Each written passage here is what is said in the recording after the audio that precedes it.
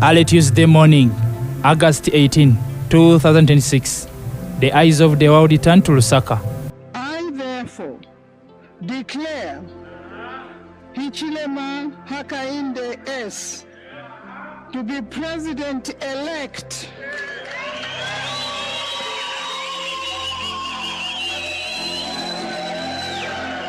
of the...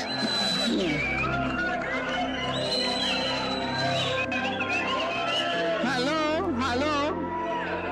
Can I finish? To be President-elect of the Republic of Zambia this 18th day of August 2026.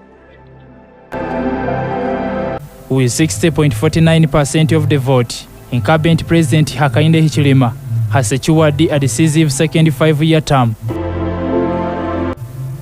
He successfully headed off a fierce challenge from the opposition alliance's Brian Mundubile, who captured 37.87%. The culture sector has been run down, the mining sector has been run down, the energy sector has been run down, all because President Hakainde Hichilema did not pay attention to the critical voices. In a region where democratic transitions can be fragile, Zambia has done it again. This is a story of resilience, economic survival, and a democratic tradition that refuses to break.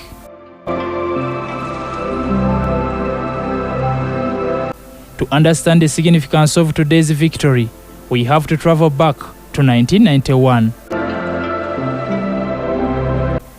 For 27 years after independence, founding father Kenneth Kaunda ruled Zambia under a one-party state.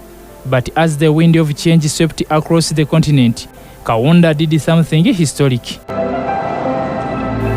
He reintroduced multi-party politics, held free elections, lost, and peacefully stepped down.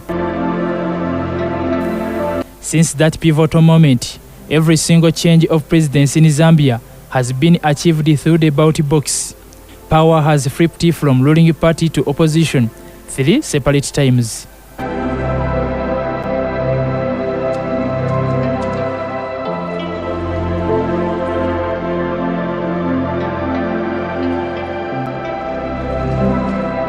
In 2021, Hakainde Hichilema, a prominent self-made businessman who had lost 5 previous presidential bids and survived over a dozen political arrests, finally won the presidency in a historical landslide. When Hichilema took power in 2021, he inherited an economy in free fall. Zambia had become the first African nation to default on its sovereign debt during the pandemic era. Hichilema's first term was a grueling marathon of economic triage. His administration successfully negotiated a massive multi-billion-dollar sovereign debt restructuring plan, reined in rampant inflation, and worked to revitalize the country's critical mining industry. But microeconomics don't translate immediately to the dinner table.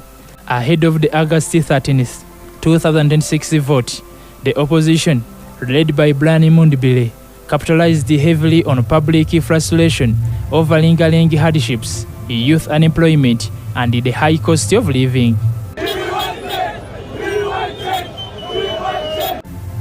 For many citizens, the 2006 election became a direct referendum on Hichilema's economic reforms.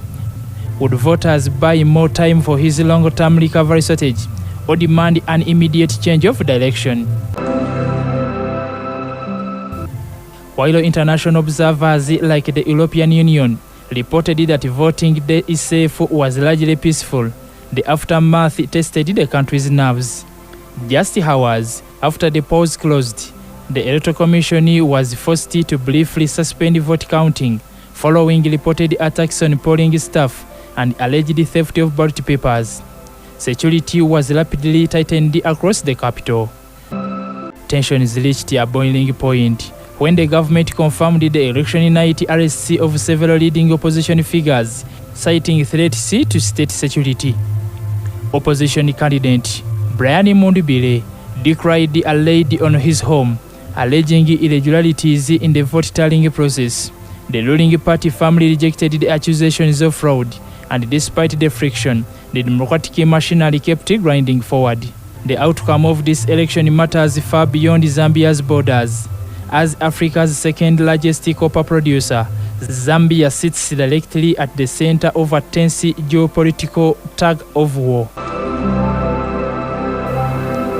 Critical minerals are the bedrock of the global green energy transition, powering everything from electric vehicles to advanced tech.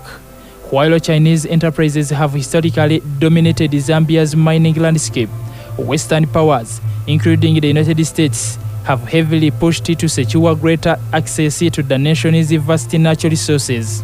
A stably elected Hichilema administration signals a predictable partner for international investors, but the path ahead requires masterclass diplomacy to balance competing global powers.